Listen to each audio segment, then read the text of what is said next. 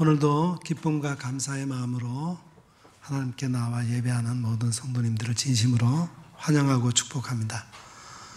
아울러 이 시간 집에서 방송으로 온라인으로 예배드리는 우리 모든 예배 가족들도 진심으로 환영하고 축복합니다. 함께 예배드리게 된 가족들과 또 성도들 서로 인사 나누고 예배 시작하도록 하겠습니다. 주님 안에서 만나니 더욱 반갑습니다. 함께 예배드리게 되어서 행복합니다. 사랑하며 축복합니다. 감사합니다. 우리 다 같이 일어나셔서 예수님 사랑합니다 고백의 찬송 부르면서 이 예배를 하나님 앞에 올려드리겠습니다.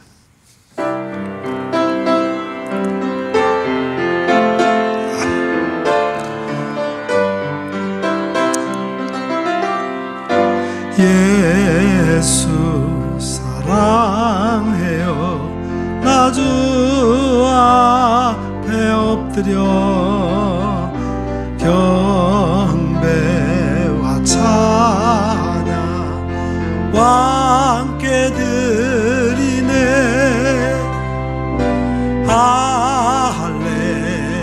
할렐루야 할렐루야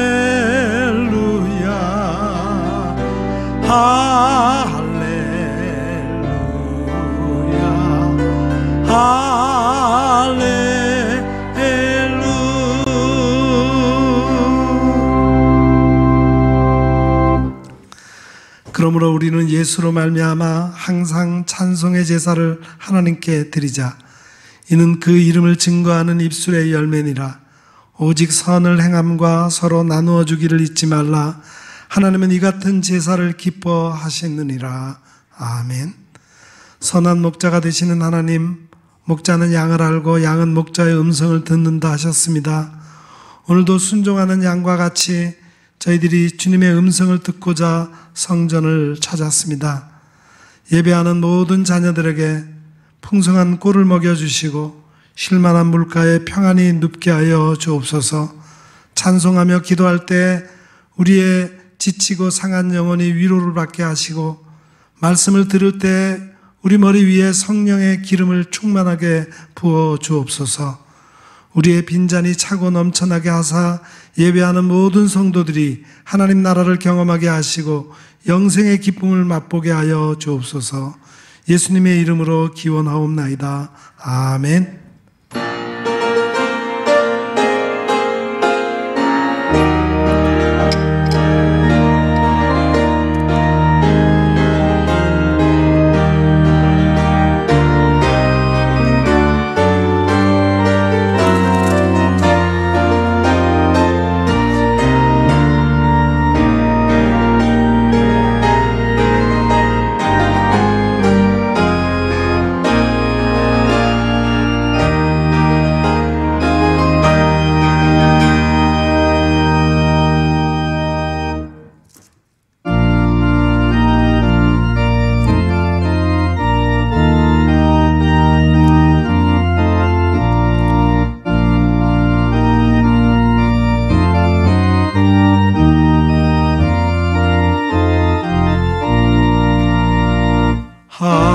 하나님의 크신 사랑을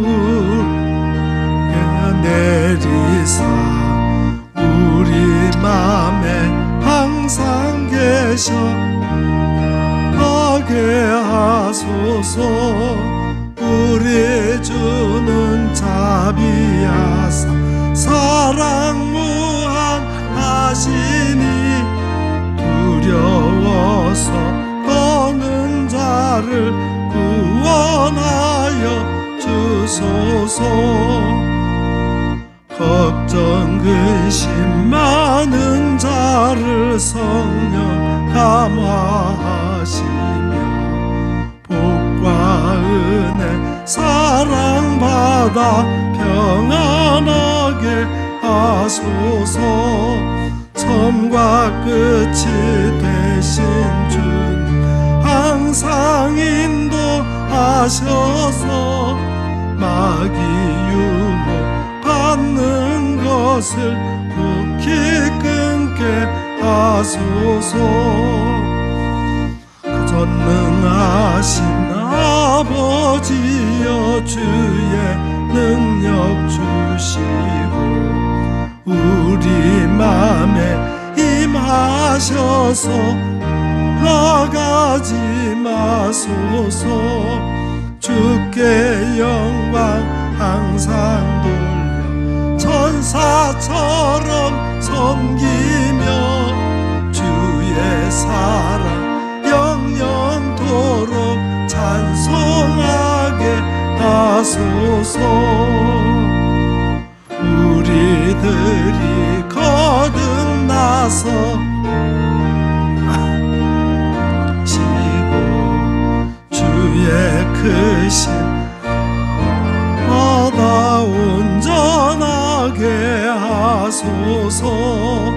영광에서 영광으로 하게 이르러 크신 사랑 감격하여 경배하게 하소서.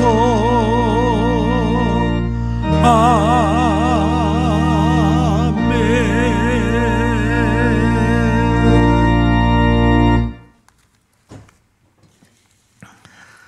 하나님은 우리의 참여하며 통회하는 마음을 기뻐 받으십니다. 이 시간 우리의 지난 한 주간의 삶을 되돌아보며 우리의 죄와 허물을 주님 앞에 솔직히 고백하는 시간을 갖겠습니다. 회개하는 자를 불쌍히 여기시고 그 모든 죄를 용서해 주시는 하나님, 저희들이 이 시간 주님께서 베푸실 사죄의 은총을 믿으며 고백의 기도를 드립니다. 지난 한 주간 저희들은 잎만 무성한 나무처럼 생활 속에서 의의 열매를 맺지 못하고 살았습니다. 바리새인처럼 입으로는 하나님을 사랑하는 듯 하였으나 행실로는 주님의 뜻을 거스르며 살았습니다. 겉모양은 회칠한 것처럼 깨끗하였으나 속사람은 냄새나는 죄악으로 가득했습니다. 악을 행하는 자들과 동행하며 온갖 추한 죄를 지으며 지냈습니다. 경건하게 보내야 할 사순절 기간을 지내면서도 죄를 죄로 여기지 않고 하나님을 떠나 육체의 정욕을 따라 살았습니다. 사랑의 주님, 저희들의 이 모든 죄를 용서해 주옵소서. 예수님의 이름으로 이 고백의 기도를 드리오며 이제는 하나님과 나만이 알고 있는 은밀한 죄악을 내어놓고 침묵으로 이 기도를 계속 드립니다.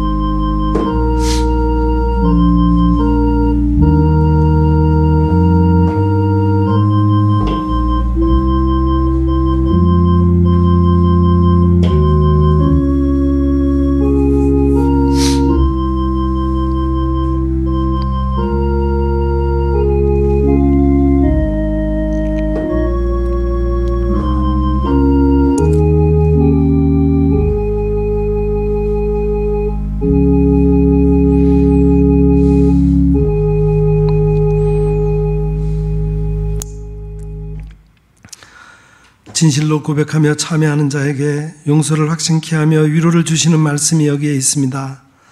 나 곧 나는 나를 위하여 내 허물을 도말하는 자니 내 죄를 기억하지 아니하리라. 아멘. 이제는 우리가 함께 우리의 신앙을 사도신경으로 고백드리오니 나는 전능하신 아버지 하나님 천지의 창조주를 믿습니다. 나는 그의 유일하신 아들 우리 주 예수 그리스도를 믿습니다. 그는 성령으로 잉태되어 동정녀 마리아에게서 나시고 본디오 빌라도에게 고난을 받아 십자가에 못 박혀 죽으시고 장사된 지 사흘 만에 죽은 자 가운데서 다시 살아나셨으며 하늘에 오르시어 전능하신 아버지 하나님 우편에 앉아 계시다가 거기로부터 살아있는 자와 죽은 자를 심판하러 오십니다. 나는 성령을 믿으며 거룩한 공교회와 성도의 교제와 죄를 용서받는 것과 몸의 부활과 영생을 믿습니다. 아멘.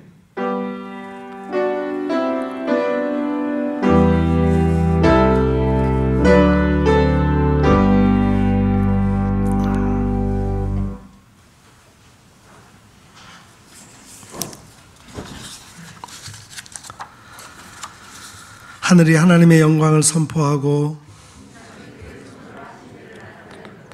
날은 날에게 말하고 밤은 밤에게 지식을 전하니 언어도 없고 말씀도 없으며 들리는 소리도 없으나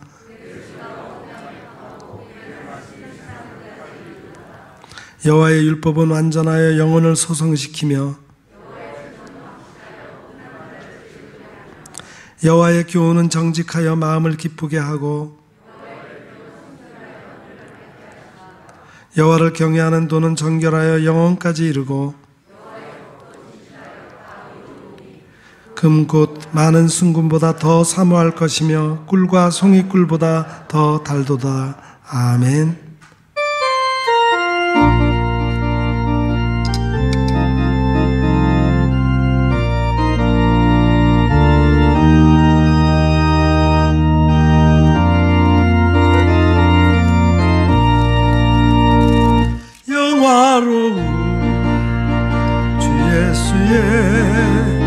십자가를 생각하며 세상 부귀 모든 영화 분토만도 못하도다. 오 갈보리 오 갈보리 주 예수 나를 위하여 십자가에 못 박히신 보배로운 나의 주 구주께서 죽으실 때 성전이자 찢어지어 구원의 길 여심으로 기쁨 주셨도다. 오 갈보리 오 갈보리 주 예수 나를 위하여 십자가에 못 박히신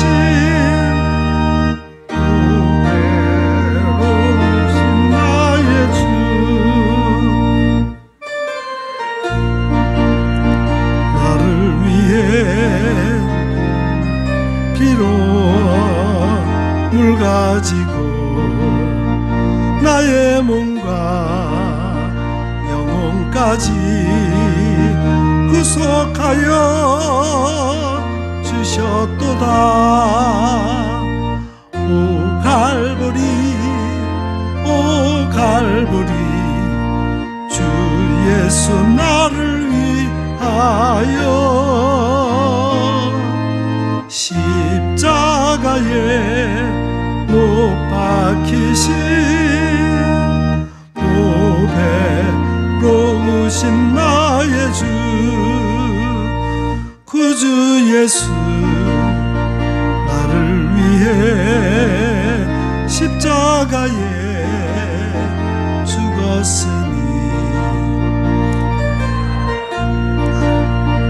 감격하여 이 몸 주께 드립니다. 오 갈보리 오 갈보리 주 예수 나를 위하여 십자가에 못 박히신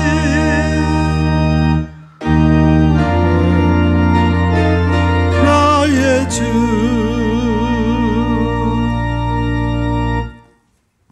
우리 같이 기도하겠습니다.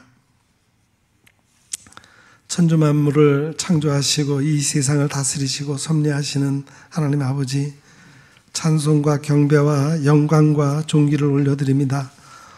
오늘도 주의 백성들을 사랑하시사 주의 전으로 부르시고 이렇게 신령과 진리의 예배를 드릴 수 있게 하시니 감사드립니다. 추운 겨울이 지나고 따뜻한 봄을 맞았습니다. 굳어있던 우리의 마음도 새봄의 훈풍과 함께 녹아 부드럽게 하옵소서. 이 땅에 얼어붙은 모든 관계들을 녹여주사 화해와 평화가 깃들게 하시고 하나님의 다스림 아래 진정한 공의와 평화가 임하게 하옵소서. 이 예배를 통하여 소생의 감격이 새로워지기를 원합니다.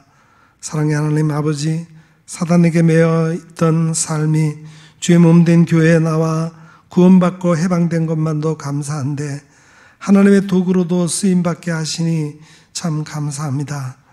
말씀이 선포될 때마다 성령의 권능이 더욱 충만하게 하옵소서. 문제 있는 인생마다 하나님의 말씀을 받고 해결되기를 원합니다.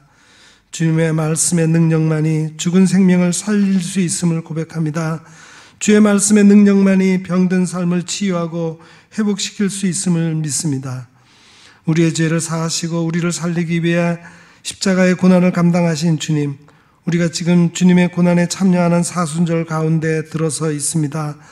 주님처럼 하나님의 뜻에 순종하여 의를 이루는 과정에서 다가오는 고난을 기쁘게 감당하는 저희가 되게 하옵소서. 특히 육체의 병마로 고통 가운데 있는 교우들이 많습니다. 고통스러울 때마다 주님이 당하신 고통을 생각하며 견딜 수 있게 하시고 우리의 약함을 대신 감당하기 위해 오신 주님께 모든 것을 내어 맡기게 하옵소서. 치유의 손길로 어루만지시어 온전한 몸과 영으로 회복하여 주옵소서. 교회 머리가 되시는 주님, 우리 교회를 사랑해 주셔서 오늘까지 이끌어 주셨음을 감사드립니다. 우리 교회가 세상으로 나아가 복음을 삶으로 나타내는 교회가 되게 하옵소서. 성도들의 한 가족으로 친밀히 교제하게 하시고 그리스도를 닮아가기 위해 교육하고 훈련받는 교회, 일꾼을 양육하고 하나님의 사역자를 배출하는 교회, 지역사회를 돕고 봉사하는 교회, 하나님이 기뻐하시는 최고의 예배를 감동적으로 드릴 수 있는 교회가 되기를 간절히 원합니다. 우리 교회에 주님의 능력을 가득 채워 주옵소서. 역사의 주인 되신 하나님, 신앙의 선배들이 고난을 무릅쓴 나라 사랑을 본받게 하옵소서. 우리나라가 국론이 통일되고 정의롭고 안전한 나라가 되게 하옵소서. 또한 성실하게 노력하는 사람이 존중받고 열매를 얻는 나라가 되게 하옵소서. 나그네와 가난한 이웃의 평안을 살피는 따뜻한 나라가 되게 하옵소서. 남과 북이 평화롭게 교류하며 통일의 길을 열어가게 하옵소서. 그래서 우리 민족이 그리스도 안에서 치유되고 다시 하나가 되게 하옵소서. 이 땅의 창궐한 코로나19 전염병 앞에서 온 국민이 잘못을 인정하고 돌이켜 회개하게 하시며 하나님이 그 기도를 들으시고 치유하시고 새롭게 하시는 나라가 되게 하옵소서. 정부의 대통령을 위시한 국무위원들과 국회의원들에게 하나님을 경외하며 백성을 사랑하는 마음을 주시어 바르게 이 나라를 다스려 나가는 지도자가 되게 하시고 국민 또한 한 마음으로 뭉쳐서 성실히 일하는 국민이 되게 하옵소서. 오늘도 우리가 드리는 예배를 기뻐 받아주시고 아버지의 영광을 우리 가운데 나타내 주옵소서. 우리가 부르는 찬양을 흠양하시고 선포되는 말씀을 통해 아버지의 참뜻을 깨닫게 하시며 마음에 새 각오가 있는 신령한 예배가 되게 하옵소서. 우리 주 예수 그리스도의 이름 받들고 감사하며 기도드리옵나이다. 아멘.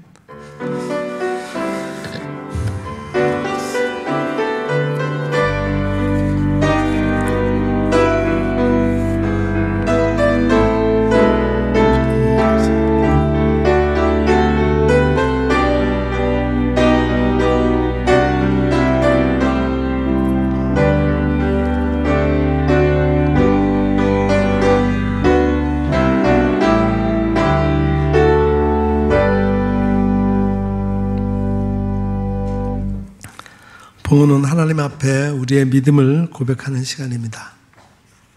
이미 드린 예물과 함께 몸과 마음과 뜻과 힘을 다해 믿음으로 드릴 수 있기를 바랍니다. 이제 봉헌송 우리 찬송가 50장 1절 부르면서 봉헌하겠습니다.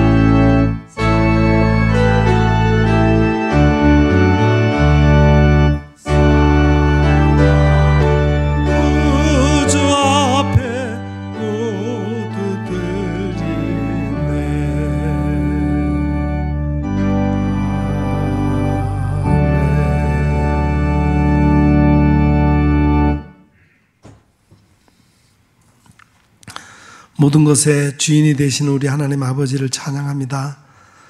때마다 일마다 우리의 필요를 아시고 공급해 주시는 아버지의 사랑과 은혜에 감사를 드립니다. 우리의 죄를 사하시고 하나님의 자녀로 살아가게 하심도 감사를 드립니다. 무엇보다 사명과 직분을 허락하셔서 하나님의 뜻을 이루어가게 하심 감사드립니다. 여기 이 모든 감사의 마음을 담아 예물을 준비하여 드리오니 기쁘게 받아 주옵소서. 소득하게 하신 것의 10분의 1, 11조를 드립니다. 하나님의 것을 도둑질하지 않게 하시고 하나님의 뜻대로 정당하게 소득하며 바르게 사용하게 하옵소서. 삶 속에서 감사할 일들이 많아서 감사의 예물도 드립니다. 드린 손길들을 기억하시어 더 많은 감사의 조건들이 일어나게 하옵소서. 선교와 구제와 봉사와 장학사업을 위해 드린 예물도 있습니다. 드린 목적대로 잘 사용되어 하나님의 사랑을 드러내는 예물이 되게 하옵소서. 성도들의 손길들을 축복하시어 물질에 매어 살지 않게 하시고 잘 다스림으로 나누어주며 살게 하옵소서. 예수님의 이름으로 이 봉헌의 기도를 드리옵나이다. 아멘. 이제 예정한 대로 성찬식을 거행하겠습니다. 찬송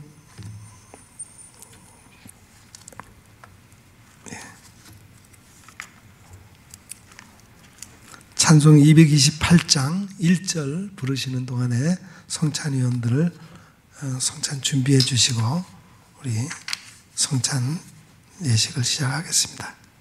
228장 1절 한 절 부르겠습니다.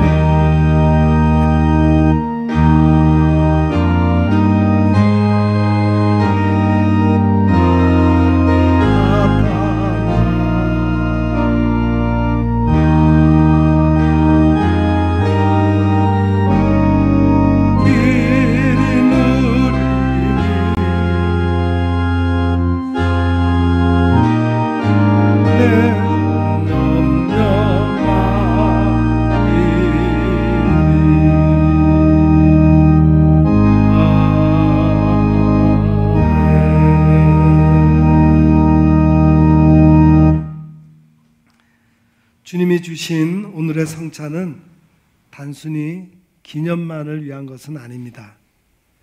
우리를 위하여 상하고 찢기신 주님의 살과 그 귀하신 몸에서 남김없이 흘리신 피를 깊이 회상하고 재현하는 현장으로서 그 감격을 되새겨야 하겠습니다. 그리고 이제는 주님의 살이 나의 살이 되게 하고 주님의 피가 우리 혈관에 흐르도록 하는 새로운 언약의 결단을 해야 합니다. 그리고 성찬의 참여와 함께 우리 모두가 화평케 하신 예수 그리스도 안에서 하나가 되는 역사가 발생해야 합니다. 이것이 바로 우리를 성찬에 참여하게 하신 주님의 뜻입니다. 이 성찬 가운데 성령께서 임재하시도록 이 시간 함께 기도하겠습니다. 우리를 위하여 살을 찢기시고 피를 다 흘려주신 주님, 오늘 우리가 정결하지 못한 마음과 육체를 가지고 이 자리에 나와 있습니다. 이제 주님의 살과 피를 재현하는 귀한 성례전에 서 있습니다. 이 자리에 임하시어 우리의 입과 육체의 모든 기능에서 주님의 살과 피를 깊이 경험하는 소중한 순간으로 만들어 주옵소서. 그리하여 주님을 뵙는 기쁨이 가득하게 하옵소서. 온전히 성령님의 특별하신 임재 안에서 이 고귀한 성례전이 이루어지게 하옵소서. 우리를 위하여 살을 찢기시고 피를 흘리신 우리 주님 예수 그리스도의 이름으로 기도하옵나이다. 아멘. 우리 주님께서 잡히시던 날 밤이었습니다. 우리 주님은 사랑하는 제자들과 같이 마지막 유월절 식사를 하셨습니다. 그때 떡을 들어 축사하셨습니다. 떡을 떼시면서 말씀하십니다. 이것은 너희를 위하여 상하고 찢긴 내 몸이다. 받으라, 먹으라 명령하셨습니다. 이제 주님의 명령대로 우리도 주의 떡을 함께 받겠습니다. 주님의 떡을 받으시고 우리를 위하여 상하신 주님의 살을 깊이 생각하십시오.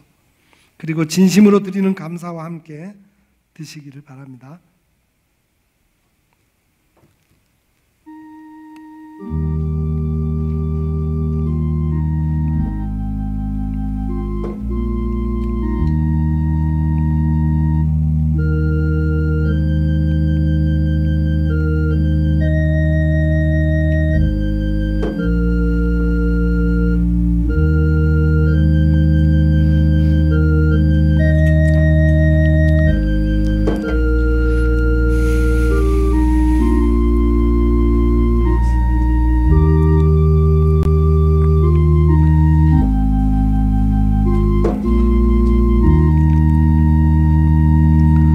예수께서 이르시되 나는 생명의 떡이니 내게 오는 자는 결코 줄이지 아니할 터이요 나를 믿는 자는 영원히 목마르지 아니하리라.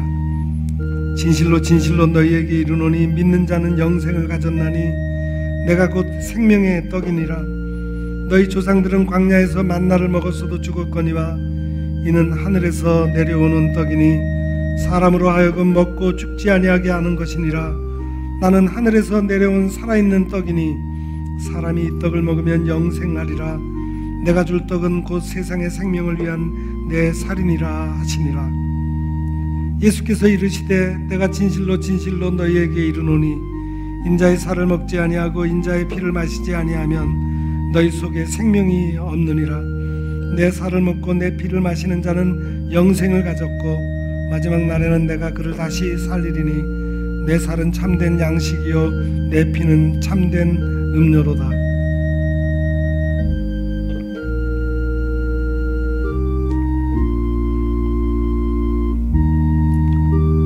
세례교인으로 아직 떡을 받지 못하신 분들은 손들어 표해 주시기 바랍니다.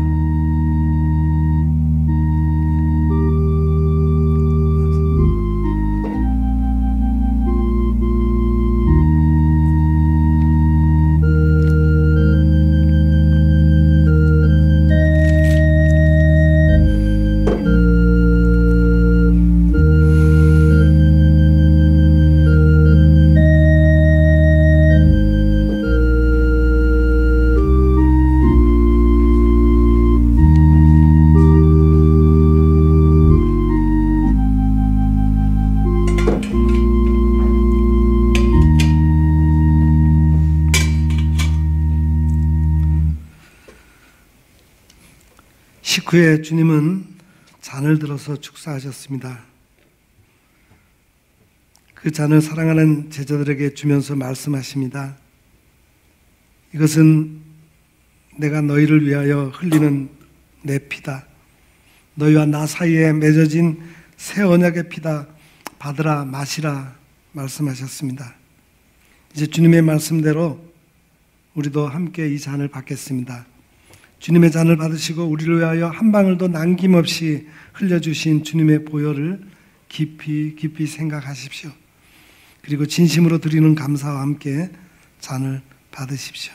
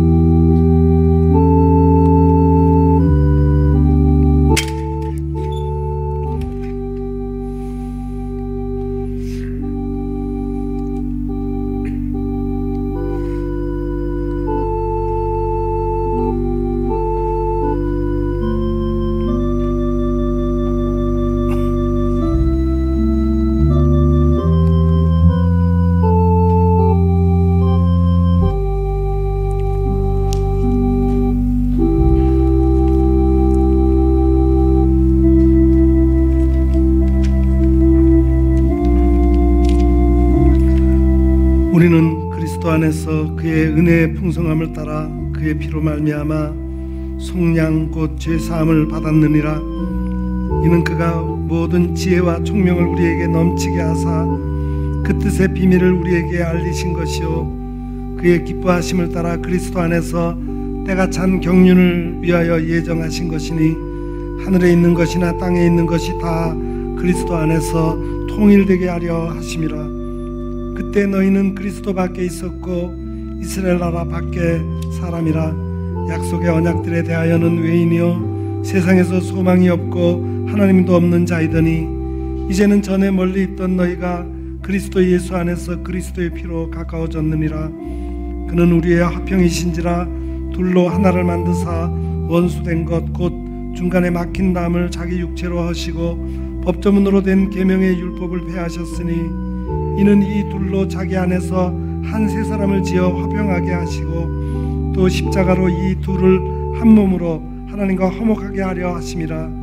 원수된 것을 십자가로 소멸하시고 또 오셔서 먼 데 있는 너희에게 평안을 전하시고 가까운 데 있는 자들에게 평안을 전하셨으니 이는 그로 말미암아 우리 둘이 한 성령 안에서 아버지께 나아감을 얻게 하려 하심이라.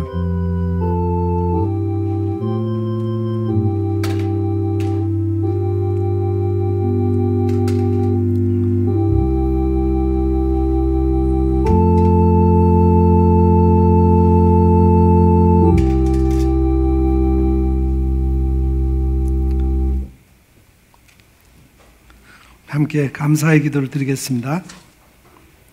사랑하는 하나님 아버지, 자비하신 은총으로 우리를 이 성찬에 참여하게 하시고 사죄와 구원의 은혜를 새롭게 하여 주심을 감사드립니다. 우리가 우리 주님의 동일한 지체임을 확인하게 하시오니 감사합니다. 서로 사랑하고 하나가 되는 길을 걷게 하시니 감사합니다. 주님의 살과 피가 우리 육체를 지배하게 하옵소서. 우리로 하여금 복음에 합당한 자가 되게 하옵소서. 우리로 이 땅에 화평을 심는 자 되게 하옵소서. 항상 예수 그리스도의 죽으심과 다시 사심을 증거하는 이 민족의 등불이 되게 하옵소서. 오직 하나님께 영광 돌리는 주님의 자녀들 되게 하옵소서. 예수님의 이름으로 기도하옵나이다.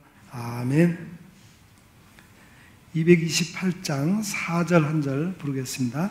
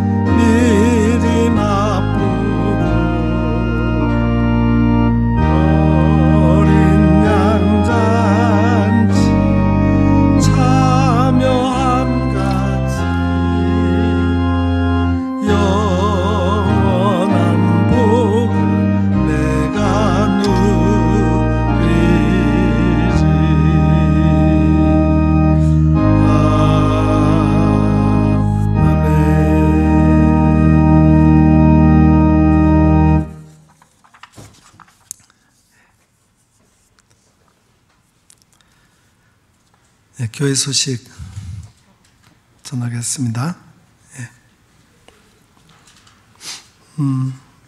오늘 예배 후에 장학위원회 모이기로 했는데 인원이 잘 모이질 않아서 다음으로 연기를 했다고 합니다.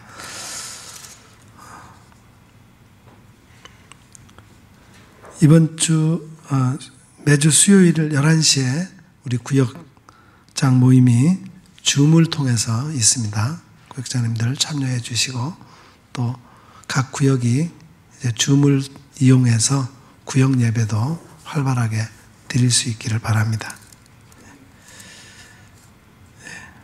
나머지 광고 사항은 교회 소식란을 잘 참고해 주시기 바랍니다.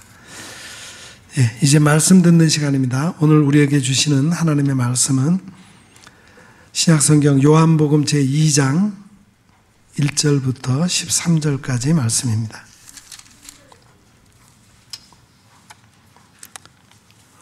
2장 13절부터 22절까지 말씀. 요한복음 제2장 13절부터 22절까지 말씀을 이제 제가 받들어 읽겠습니다. 유대인의 유월절이 가까운지라 예수께서 예루살렘으로 올라가셨더니 성전 안에서 소와 양과 비둘기 파는 사람들과 돈 바꾸는 사람들이 앉아 있는 것을 보시고 노끈으로 채찍을 만드사 양이나 소를 다 성전에서 내쫓으시고 돈 바꾸는 사람들의 돈을 쏟으시며 상을 엎으시고 비둘기 파는 사람들에게 이르시되 이것을 여기서 가져가라. 내 아버지의 집으로 장사하는 집을 만들지 말라 하시니 제자들이 성경 말씀에 주의 전을 사모하는 열심이 나를 삼키리라 한 것을 기억하더라. 이에 유대인들이 대답하여 예수께 말하기를 내가 이런 일을 행하니 무슨 표적을 우리에게 보이겠느냐. 예수께서 대답하여 이르시되 너희가 이 성전을 헐라. 내가 사흘 동안에 일으키리라. 유대인들이 이르되 이 성전은 46년 동안에 지었건을 내가 3일 동안에 일으키겠느냐 하더라. 그러나 예수는 성전된 자기 육체를 가리켜 말씀하신 것이라. 죽은 자 가운데서 살아나신 후에야 제자들이 이 말씀하신 것을 기억하고 성경과 예수께서 하신 말씀을 믿었더라. 아멘. 오늘 찬양은 우리 최윤영 집사님 준비해 주셨습니다.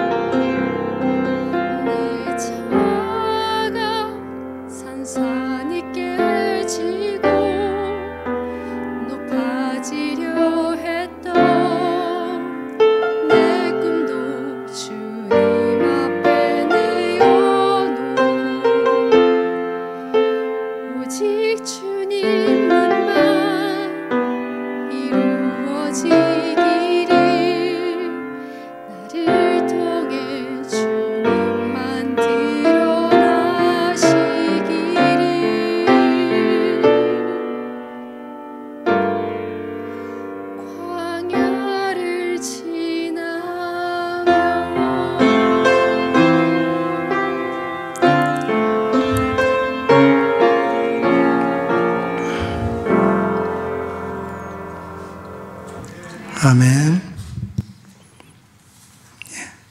지금 우리 모두가 광야와 같은 시기를 지나고 있죠. 그 가운데서 오히려 주님과 더 깊이 교제하는 그런 기회가 되기를 바랍니다.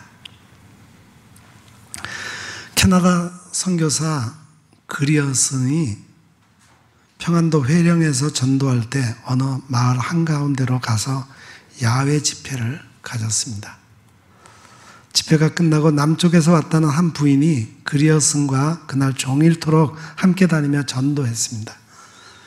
이튿날 그 부인은 두만강 관문까지 따라와서 작별 인사를 하고 헤어졌어요. 그리어슨 일행이 국경선을 넘어가고 있는데 갑자기 뒤에서 요란한 소리가 났습니다.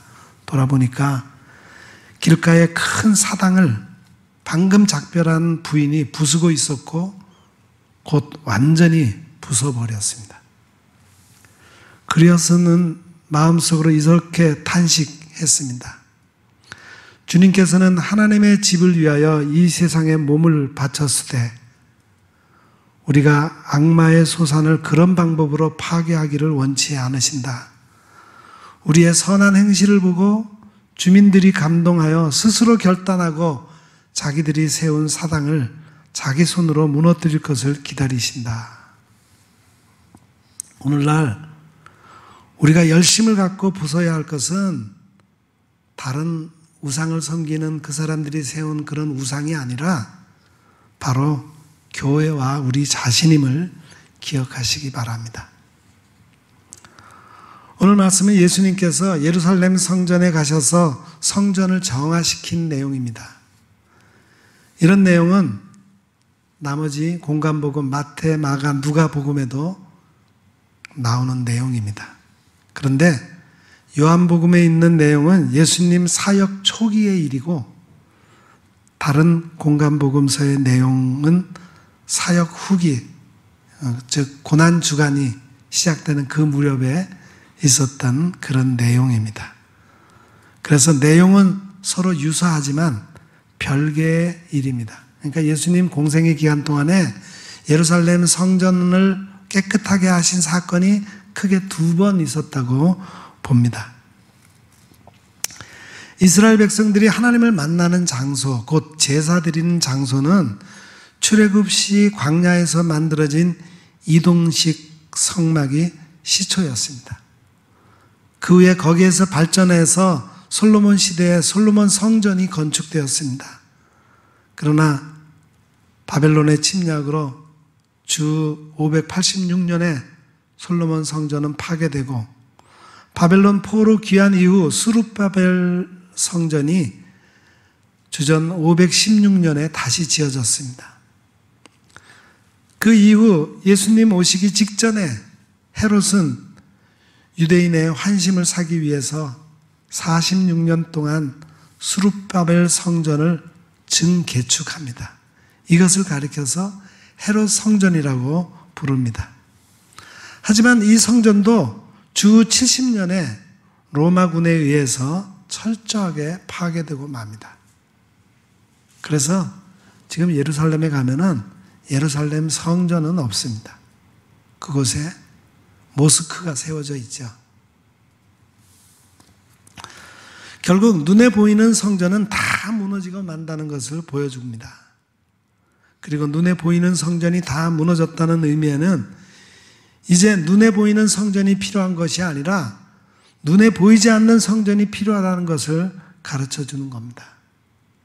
그동안의 지성소, 법궤 위에 있는 속죄소의 영광으로 임하신 하나님을 만났다면 이제부터는 새롭게 새로운 곳에 임하시겠다는 겁니다. 바로 성전 되신 예수 그리스도입니다. 이 성전 되신 예수 그리스도의 영이 임하시면 또 우리 마음이 또한 성령의 전이 되는 것입니다.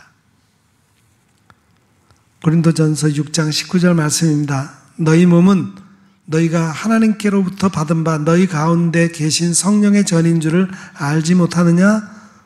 너희는 너희 것이 아니라.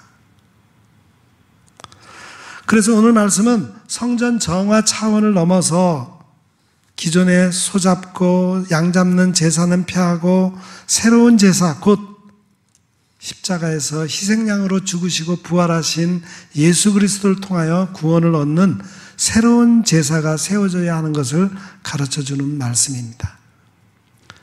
눈에 보이는 성전을 자꾸 지으려고 하지 말고 우리 마음의 성전을 짓는 것이 더 중요합니다. 성전 정화 사건의 기록은 우리에게 두 가지를 교훈해주고 있습니다. 첫째는 그동안 성전 정화 사건이라고 부른 것처럼 단순히 성전을 깨끗하게 하는 의미가 있습니다. 만민이 기도해야 할 집이 강도의 소굴이 되었기 때문입니다. 마태복음에서는 이렇게 말하고 있습니다. 그들에게 이르시되 기록된 바 내 집은 기도하는 집이라 일컬음을 받으리라 하였거늘 너희는 강도의 소굴로 만드는도다. 두 번째 교훈은 오늘 말씀의 초점인 기존의 성전과 양과 소를 잡는 제사가 더 이상 필요하지 않고 성육신하신 예수님으로 새로운 제사가 필요하다는 그런 의미가 있습니다. 먼저 성전 정화 사건으로서의 의미를 생각해 보겠습니다. 당시 6월절이 되면은 전국과 세계 도처에 흩어져 있던 유대인들이 개종한 이방인들과 함께 예루살렘으로 제사하기 위해 모여듭니다. 제사를 위해서 1년 된 흠없는 희생제물이 필요하고 남자로서 20세 이상 된 사람들은 반세계를 성전세로 내야 하므로 환전이 필요했어요. 그래서 양이나 소를 사고 파는 사람들과 환정상들이 이방인의 뜰에서 장사를 했던 겁니다. 물론 이것은 종교 지도자들, 특히 대제사장의 이권과 깊은 관련이 있었습니다. 저들에게 이것을 허락하고 돈을 벌고 있었던 거예요. 그래서 16절에 장사하는 집으로 만들지 말라는 겁니다. 14절에 성전 안에서 그랬는데 여기서 말하는 성전은 원어적으로 히에론이라는 단어를 쓰고 있습니다. 히에론은 성소와 지성소를 포함해서 그 바깥 여인의 뜰, 이방인의 뜰까지 다 포함한 성전 전체의 개념입니다. 거기와 비교해서 19절에도 예수님께서 말씀하시기를 너희가 이 성전을 헐라 했을 때 성전은 나오스라고 하는 단어를 썼어요. 이것은 성소와 지성소를 나타내는 단어입니다. 이것은 바로 성전 되시는 예수님을 의미하기 때문입니다. 흔히 개종한 이방인들은 성전 예배를 드릴 때 깊숙한 곳으로 가지 못합니다. 제일 바깥들인 이방인의 뜰에서 기도해야 합니다. 즉 이방인의 뜰에서 예배해야 되는 거예요. 이방인들은 더 이상 안으로 들어가면 죽임을 당합니다. 그런데 유대인들은 이방인들이 와서 기도하는 이 뜰, 이방인들의 예배 처소인 이 뜰을 장사하는 장소로 만들어서 강도의 소굴로 만든 겁니다.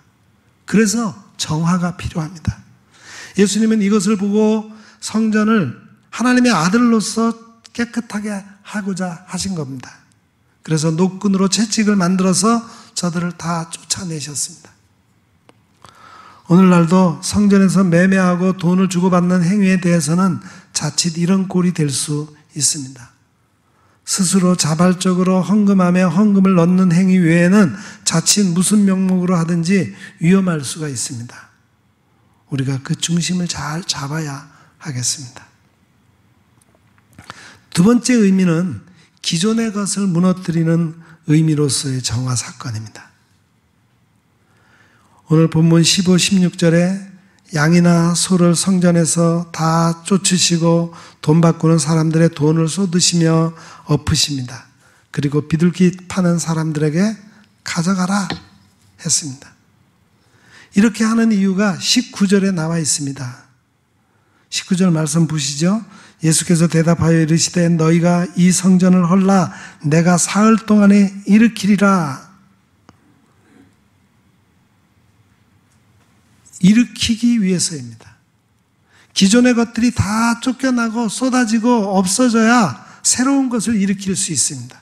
그래서 15, 16절 말씀은 예수님께서 기존의 성전을 무너뜨리는 말씀입니다. 무엇을 무너뜨리고 뽑아내야 하는 것입니까? 첫째는 예수님은 양이나 소를 성전에서 다 쫓아내십니다. 이것은 더 이상 양이나 소를 잡아 제사 드리는 것이 필요 없다는 겁니다. 이제부터는 예수님 자신이 친히 희생 제물이 되시기 때문입니다. 그동안의 황소와 염소의 피로는 능히 죄를 없이 하지 못하기 때문입니다. 히브리서 기자는 이것을 아주 잘 설명하고 있습니다. 히브리서 10장 4절 이하를 보면은 이는 황소와 염소의 피가 능히 죄를 없이 하지 못함이라. 그러므로 세상에 임하실 때에 가라사대 하나님이 제사와 예물을 원치 아니하시고 오직 나를 위하여 한 몸을 예비하셨도다. 그 한 몸은 어린 양 대신 예수 그리스도이신 것입니다. 수많은 희생 제물이 필요한 것이 아니라 오직 한 몸이신 예수님이 필요한 것입니다. 그 후에도 또 이렇게 말씀했습니다. 그 후에 말씀하시기를 보시옵소서 내가 하나님의 뜻을 행하러 왔나이다 하셨으니 그 첫 것을 폐하심은 둘째 것을 세우려 하심이니라. 첫 것이 폐해져야 둘째 것이 세워지는 것입니다. 첫째 것은 율법에 의한 제사이며 둘째 것은 예수 그리스도가 희생 제물이 되어 단번에 영원한 제사를 드리는 것입니다.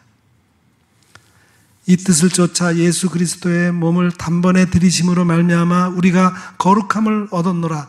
제사장마다 매일 서서 섬기며 자주 같은 제사를 드리되 이 제사는 언제든지 죄를 없게 하지 못하거니와 오직 그리스도는 죄를 위하여 한 영원한 제사를 드리시고 하나님의 우편에 앉으사. 예수님은 단번에 자신의 몸을 속죄와 화목을 위한 제물로 십자가에서 하나님께 드리신 것입니다. 또 예수님은 돈 바꾸는 사람의 돈을 쏟으시고 상을 엎으셨습니다. 이방인의 화폐로는 성전세를 낼 수 없습니다. 이방인의 화폐인 로마 화폐에는 로마 황제의 얼굴이 그려져 있어요. 그래서 그것을 이스라엘 사람들은 부정하게 여깁니다. 그래서 성전에서 통용되는 세겔로 바꾸어야 했어요. 그리고 이방인들이 와서 제물을 사기 위해서도 환전이 필요했습니다. 영적으로 보면은 이것은 이제는 돈으로 어린 양 대신 예수님을 살 수 없다는 것입니다. 이제 돈으로 구원받을 수 없다는 거예요. 시편 49편 8절 말씀입니다. 그들의 생명을 속량하는 값이 너무나 엄청나서 영원히 마련하지 못할 것임이니라. 우리의 죄를 속량할 핏값을 돈으로는 바꿀 수 없는 겁니다. 다음 예수님은 비둘기 파는 사람들에게 이것을 가져가라 하셨습니다. 비둘기는 가난한 사람들이 희생제물로 사용되는 제물이었어요. 이제는 가난한 자도 누구나 비둘기가 없는 사람도 누구도 구원받을 수 있는 새로운 길이 열리기 때문입니다. 그래서 예수님은 이 모든 것을 쫓으시며 쏟으시며 엎으셨습니다. 이것은 기존의 성전을 허는 행위입니다. 19절에 이 성전을 헐라는 예수님의 육체를 말하는 것입니다. 그러나 이것은 일종의 언어 유희로 두 가지를 동시에 말씀하고 있는 거예요. 실제 성전도 헐려야 한다. 그리고 성전 대신 예수님의 육체도 헐려야 한다. 즉 예수님의 십자가의 죽음을 가리키는 말씀이죠. 예수님도 새로운 성전이 되시기 위해서는 십자가에서 죽으셔야 합니다. 그래야 부활할 수 있기 때문입니다. 눈에 보이는 성전이 헐리고 이제 새로운 성전이 세워져야 하는데 그것은 죽으시고 부활하시는 예수님을 통해서 세워지는 성전입니다. 부활하신 예수님으로 인해 이제부터는 하나님께서 우리 마음의 성전에 임하시기를 원하십니다. 이것이 바로 새 언약입니다. 지난날에 희생양을 잡아 속죄제사를 드리는 구원이 아니라 예수 그리스도를 통하여 구원하시겠다는 겁니다. 새 언약에 대해서는 에레미야 선지자가 그의 예언서에서 잘 말씀하고 있습니다. 예레미야 31장 31절 이하의 말씀입니다. 여호와의 말씀이니라. 보라, 날이 이르리니 내가 이스라엘 집과 유다 집에 새 언약을 맺으리라. 이 언약은 내가 그들의 조상들의 손을 잡고 애굽 땅에서 인도하여 내던 날에 맺은 것과 같지 아니할 것은 내가 그들의 남편이 되었어도 그들이 내 언약을 깨뜨렸음이니라. 여호와의 말씀이니라. 그러나 그날 후에 내가 이스라엘 집과 맺을 언약은 이러하니 곧 내가 나의 법을 그들의 속에 두며 그들의 마음에 기록하여 나는 그들의 하나님이 되고 그들은 내 백성이 될 것이라. 여호와의 말씀이니라. 그들이 다시는 각기 이웃과 형제를 가르쳐 이르기를 너는 여호와를 알라 하지 아니하리니 이는 작은 자로부터 큰 자까지 다 나를 알기 때문이라. 내가 그들의 악행을 사하고 다시는 그 죄를 기억하지 아니하리라. 여호와의 말씀이니라. 이스라엘 백성들은 하나님과 세운 옛 언약을 깨뜨렸습니다. 그래서 옛 언약이 폐해지고 새 언약이 필요했습니다.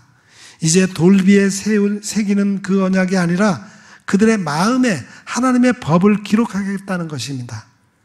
이것은 그리스도의 피로 정결하게 된 마음의 성전에 임하시겠다는 것입니다.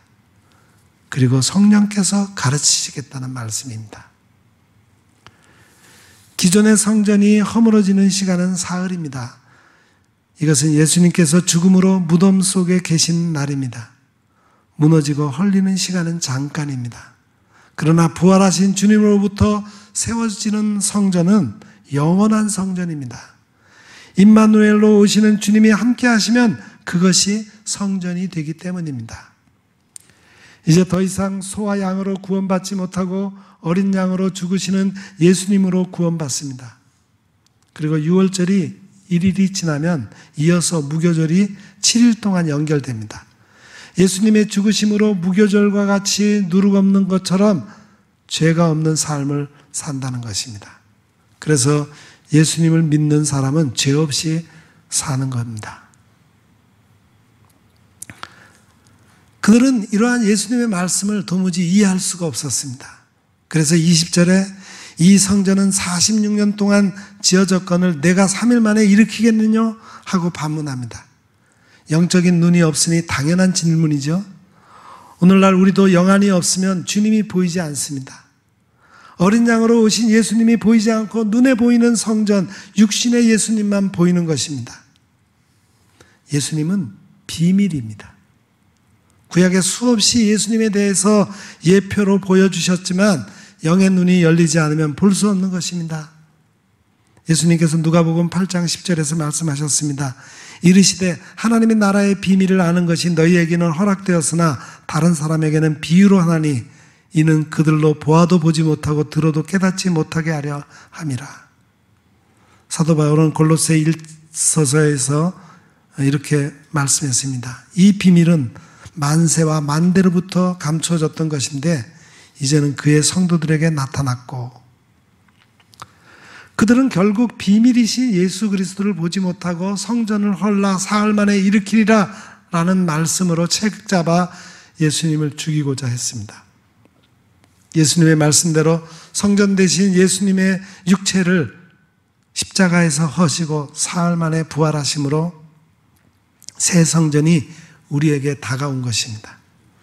그리고 실제 성전인 예루살렘 성전은 헐리고 말았습니다. 우리의 성전 되시는 예수님을 찬양합니다.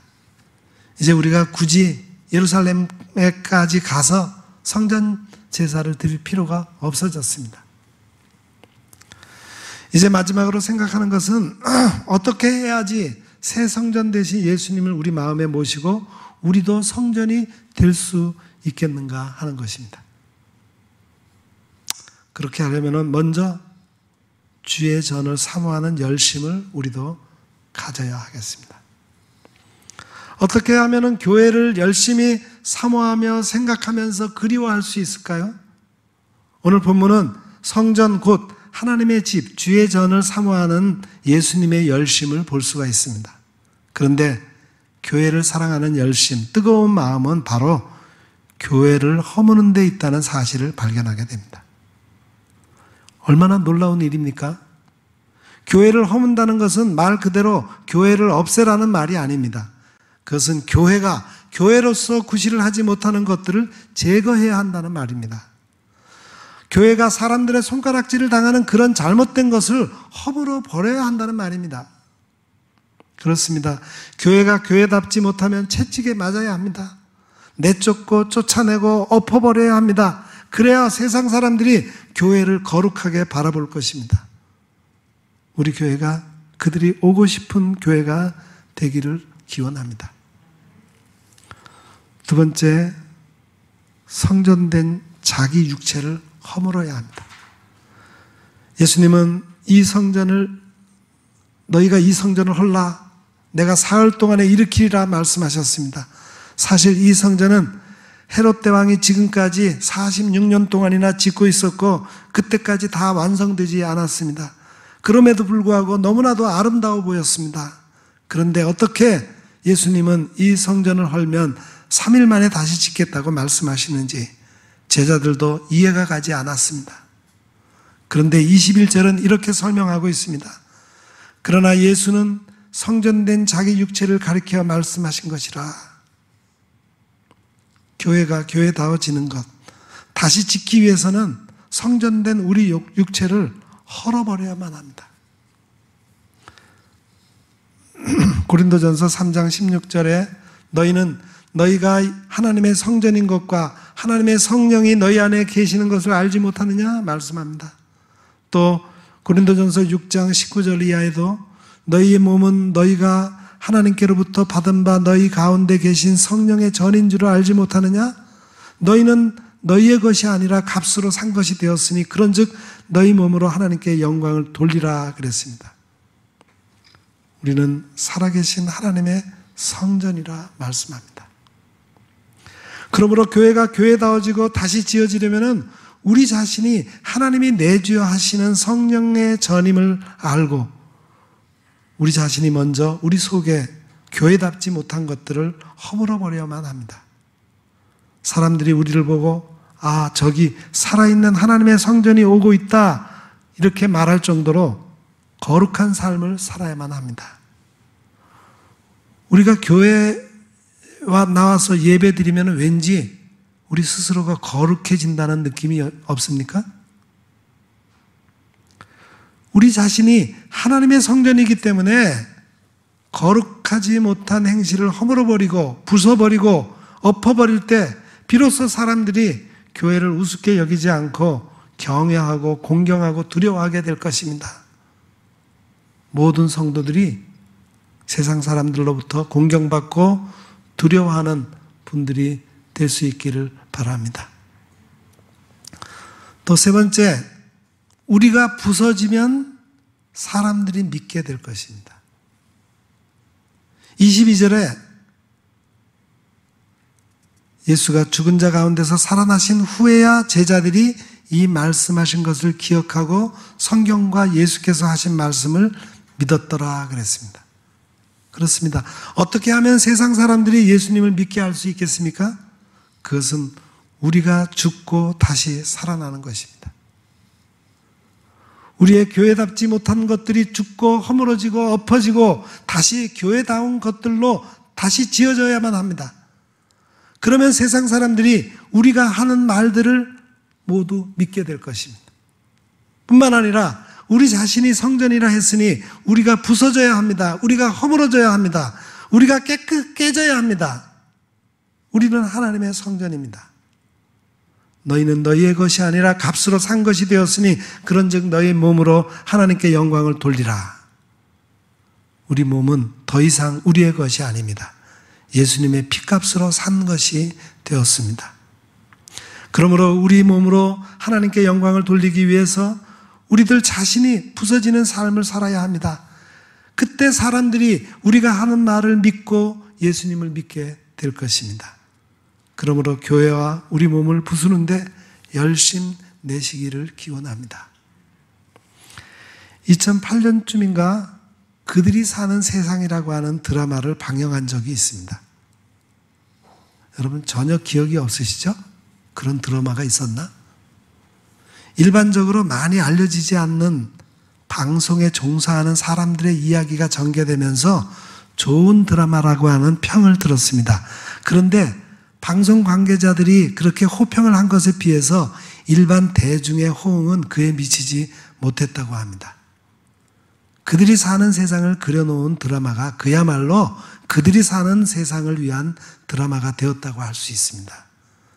지금도 왕성하게 활동하는 남녀 배우가 주연을 맡았고 주목하는 작가가 대본을 썼음에도 불구하고 신드롬을 일으킬 정도의 큰 히트를 하지 못한 데에는 방송 제작 환경 등에 대한 일반인의 관심이 적었던 것이 아닐까 하는 생각을 하게 됩니다.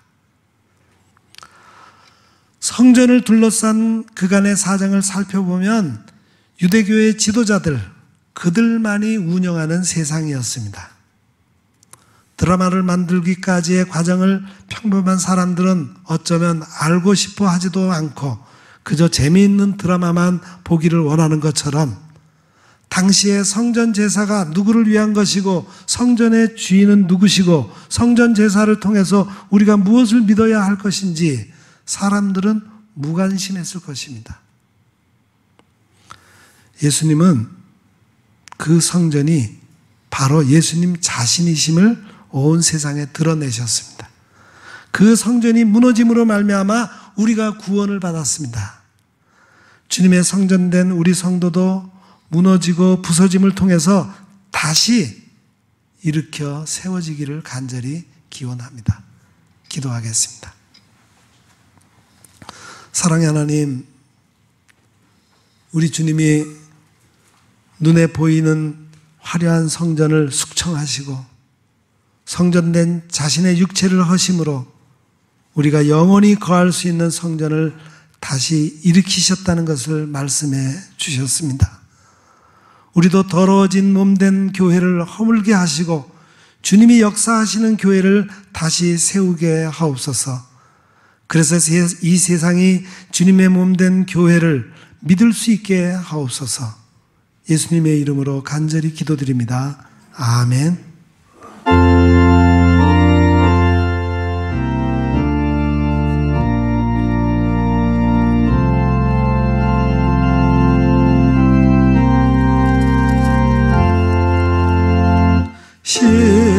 십자가로 가까이